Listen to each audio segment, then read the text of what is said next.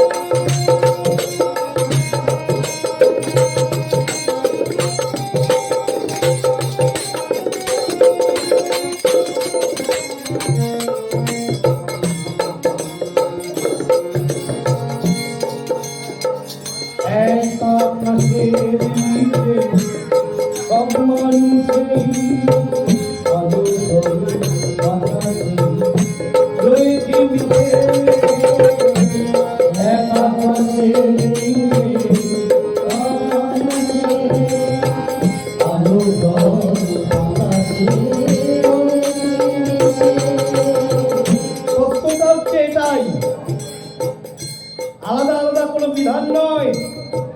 সবার এক সূর্য, এক জল, এক মাটি, এক বাতাস।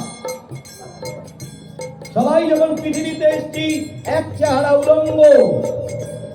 সবাই যখন পৃথিবীতে এসেছিলাম এক ভাষা নিয়ে ওয়া ওয়া।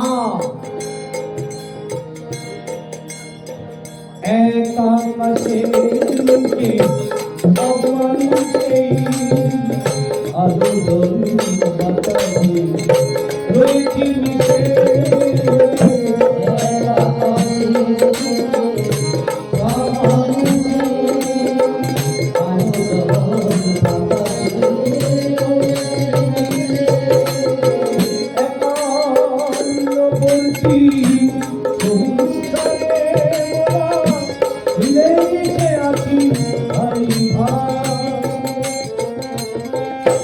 তুমি তো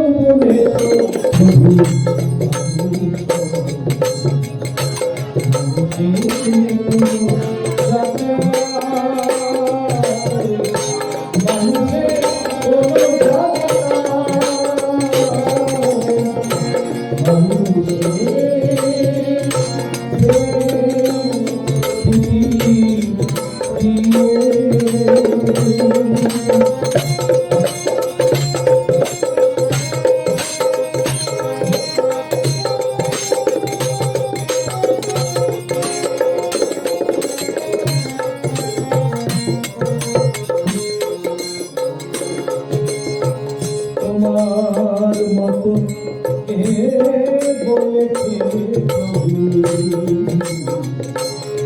তোমার মতো কে বলেছে প্রভু থাকবে না সমাজে, থাকবে না অনাহারে একটি প্রাণী। খেটে খাওয়া মানুষের বন্ধু হয়ে সোনালো বেদির বাড়ি, সোনালো বেদির বাড়ি। তোমার মতো কে বলেছে থাকবে না রে একটি প্রাণী। খেটে খাওয়া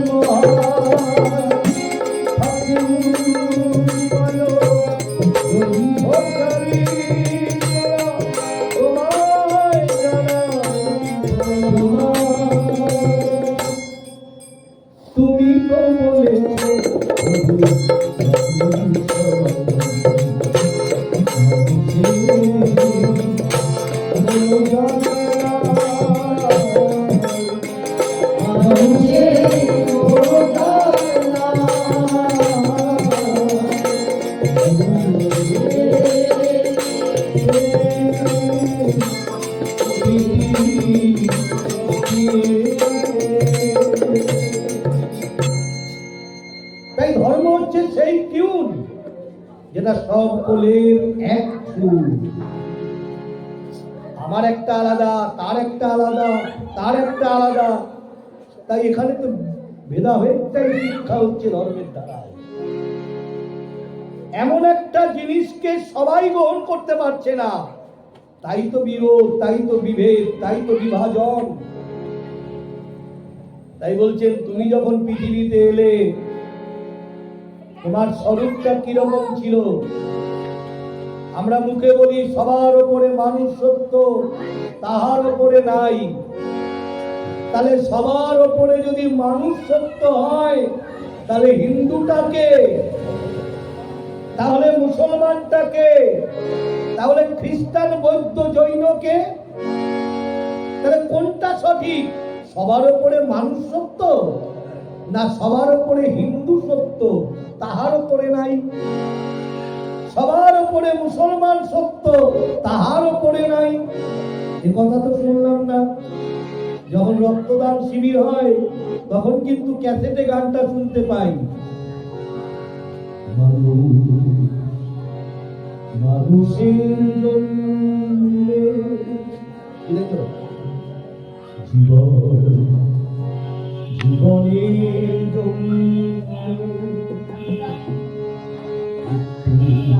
সহানুভূতি কি মানুষ কি পেতে পারে না? ও বন্ধু, মানুষের জন্যে। ওই তখন তো শুনলাম না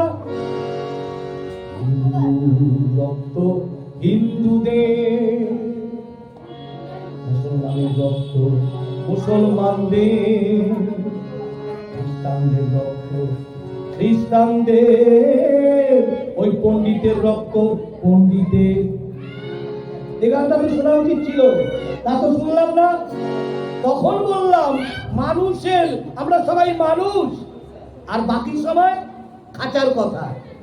হিন্দুর খাঁচা, মুসলমানের খাঁচা, খ্রিস্টানের খাঁচা, খাঁচা পড়ে পড়েই তো বাঁচার আশা শেষ। যত খাঁচা হয়েছে তত বাঁচার আশা শেষ। তাই বলছেন তুমি তোমাকে চেনো, তুমি তোমাকে খোঁজো। তুমি তোমাকে চেনো, তুমি তোমাকে খোঁজো। কে তুমি? তোমার তুমি সত্তা, তোমার আমি সত্তা, যা নিয়ে গর্ব করছো, আস্ফালন করছো, সেই আমিকে তো আজও পর্যন্ত হদিশ মেলাতে পারোনি। পেরেছে কি? কোনটা আমি? যে আমিকে সৃষ্টি করে স্রষ্টা পাঠালেন, একদম সুন্দর করে সাজানো।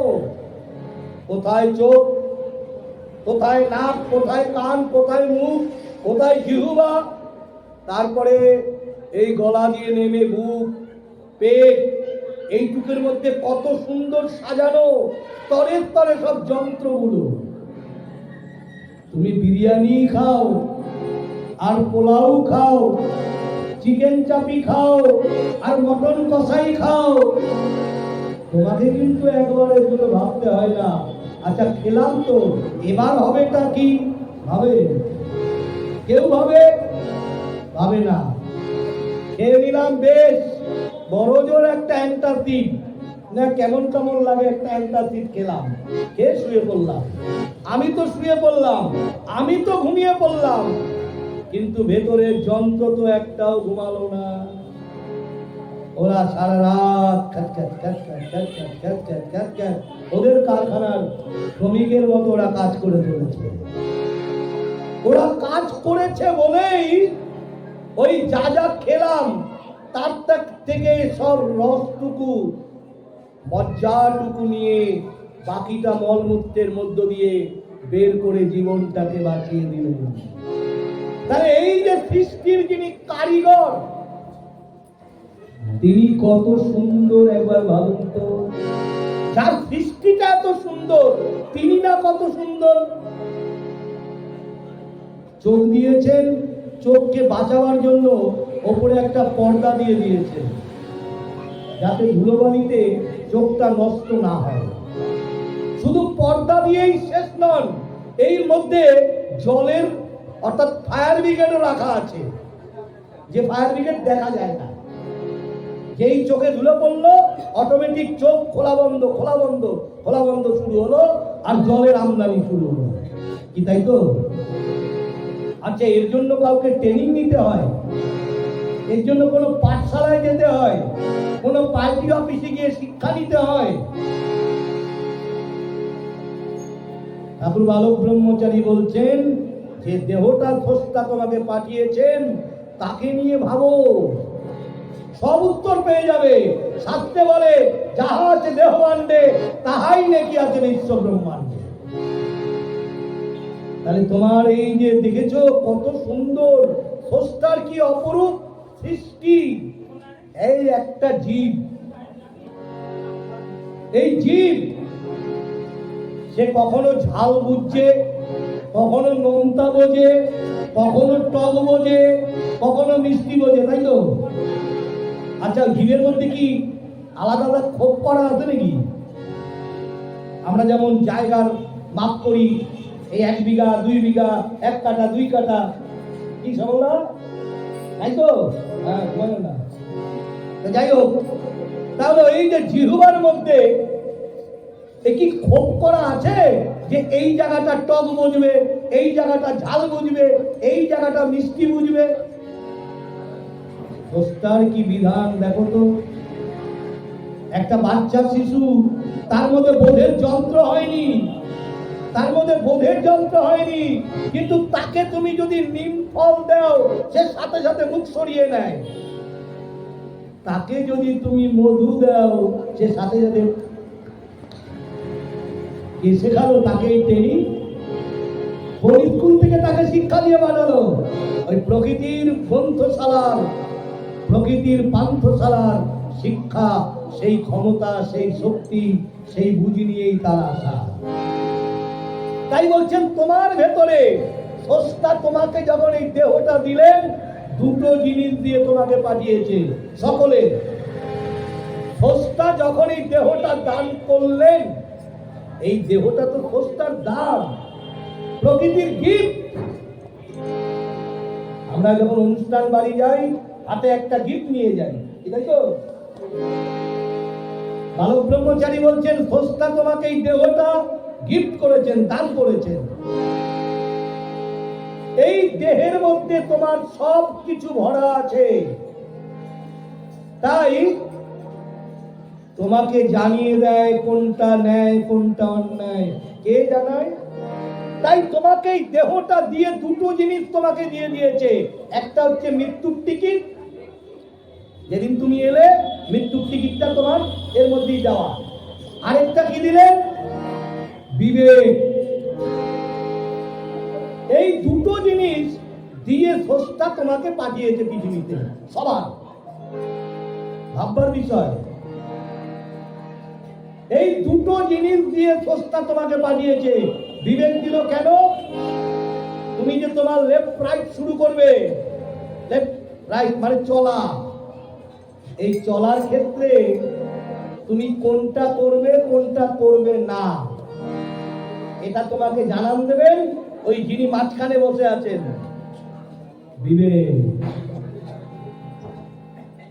আর এই দেহটা নিয়ে সব সময় ভাববে আমি কিন্তু এখানে থাকবো না। ঠাকুর বলছেন বুঝলি, মৃত্যুটা কিন্তু বড়ই আনন্দের। এটা যদি বুঝতি তাহলে আর এত আঁকড়াইয়া লড়াইয়া করতি না। তার মানে এই নয় যে তুমি মৃত্যু কামনা করবে, সেই কামনাটা যেত সুইসাইডের কামনা না হয়। তোমাকে ভাবনাটা রাখতে হবে যে আমি প্ল্যাটফর্মে বসে আছি, এই খবরটা বললো বারাসাতে ট্রেনের অবরোধ চলছে, 2 ঘন্টা দেরি হবে, কিন্তু ট্রেন আসবে। লেটটা 2 ঘন্টা। এই 2 ঘন্টা লেট বলে তুমি তো তাড়াতাড়ি গিয়ে বাজার থেকে একটা খাটিয়া বিছানা কেনে তো আর স্টেশনে ঘর বাঁধবে না।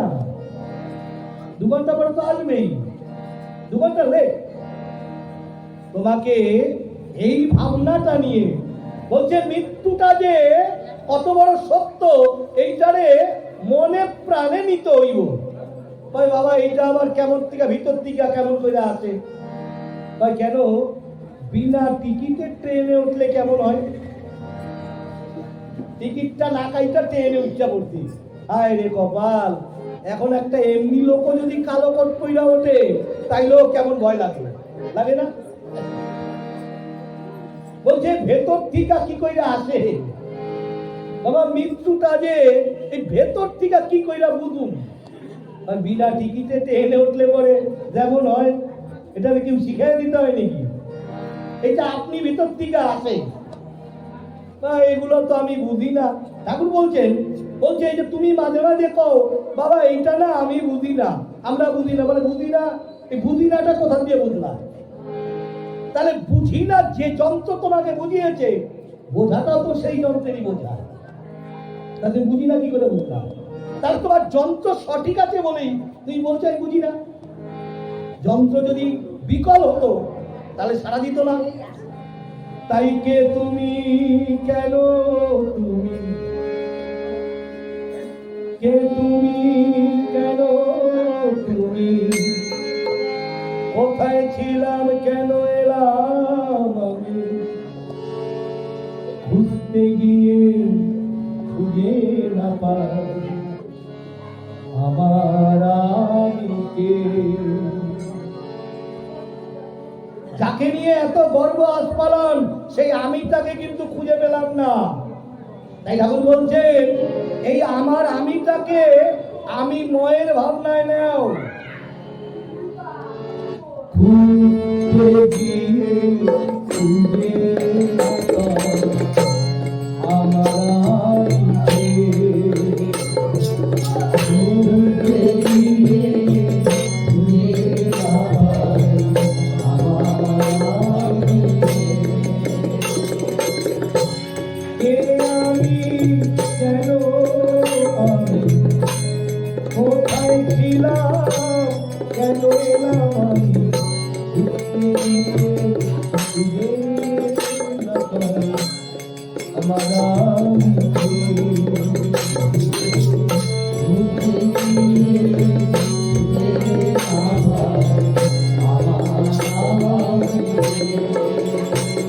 আমার চোখ নাই আমি, নাক নাই আমি, আমার আমিটা কোনটা? চোখ। কিন্তু আমার চোখ খুব মরণাত্মক, কান কইরা কাউরে সেট কইরা দিলে সে দেখতে পায়। তাহলে আমার যদি হইতো অন্য লোক আমার দেখে কি কইরা, তাহলে আমার আমিটা কোথায়? আমার চোখ নাই আমি, নাক নাই আমি, চোখ নাই আমি, নাক নাই আমি, আমার মুখ নাই আমি, কান নাই আমি, চোখ নাই আমি, নাক নাই আমি, আমার মনটা যে আমার আমি। ঘুরতে গিয়ে ঘুরে না পাই আমার আমিকে, ঘুরতে গিয়ে ঘুরে না পাই আমার আমিকে।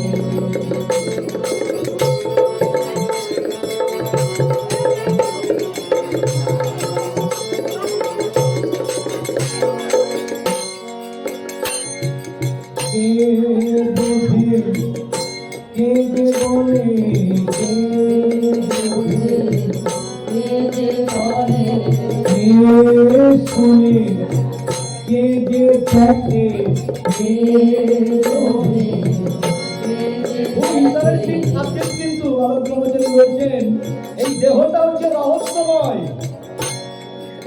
রহস্যময় দেহ নিয়ে আগন্তুক হয়ে সব পৃথিবীতে এসেছি আমরা।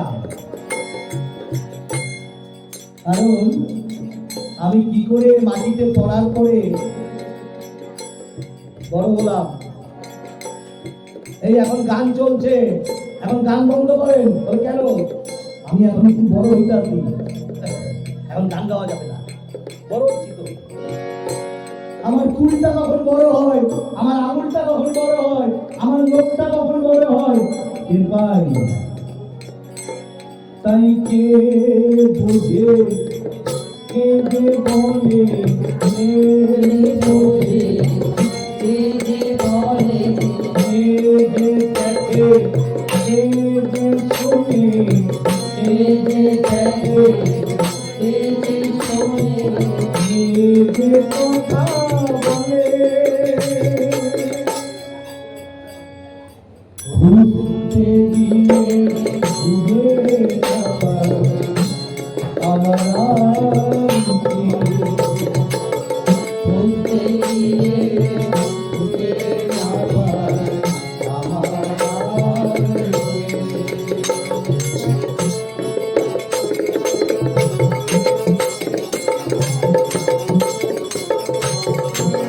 তাই তাহলে আমার আমিটা কোথায় ছিল?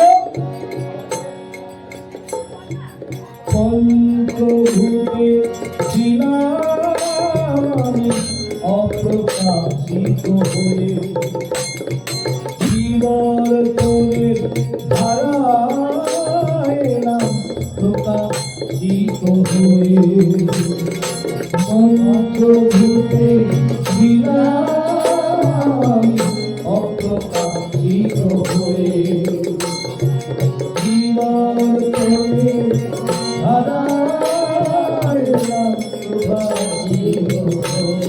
তাহলে কোথায় ছিলাম? ঠাকুর বললেন আকার মধ্যে ছিলাম, মায়ের পেটে, তার আগে বাবার রক্তে, তার আগে খাদ্যে, তার আগে উদ্ভিদ জগৎ প্রাণী জগতে, তার আগে আলো জল মাটি বাতাস ফাঁকায়। তাহলে আমার পরিচয়, আমি হিন্দু, আমি মুসলমান, আমি খ্রিস্টান। আমার পরিচয় আমি সন্তান, আমি পঞ্চভূতের সন্তান। তাই বলে অনেকে বলে ঠাকুর বলছেন বংশ পরিচয় দাও।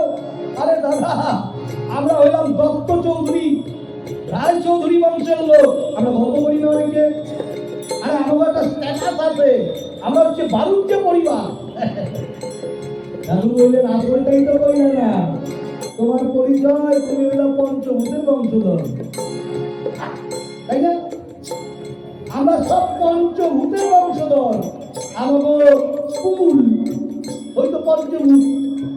আমি তো সেখান থেকে যাইছি, দিগবাজি খাইতে খাইতে খাইতে খাইতে আবর্তন বিবর্তন পরিবর্তন, আবর্তন বিবর্তন পরিবর্তন।